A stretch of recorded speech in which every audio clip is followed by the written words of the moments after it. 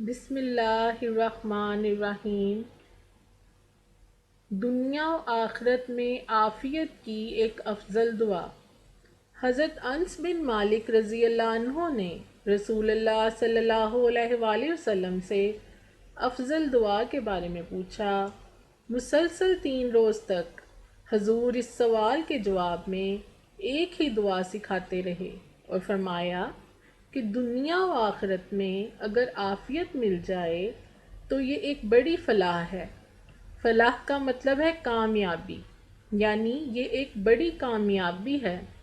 یہی دعا رسول کریم صلی اللہ علیہ وآلہ وسلم نے حضرت عباس رضی اللہ عنہ کو بھی سکھائی اور حضرت ابو بکر صدیق رضی اللہ تعالیٰ عنہ کو یہ دعا سکھاتے ہوئے فرمایا کہ ایمان لانے کے بعد عافیت سے بڑھ کر کوئی بھلائی نہیں۔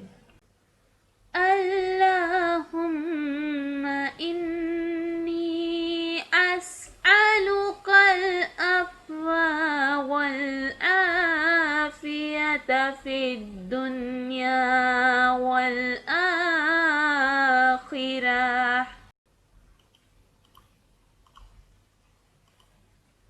ترجمہ: اے اللہ، میں تجھ سے دنیا و آخرت میں عفو اور عافیت کا طلبگار ہوں۔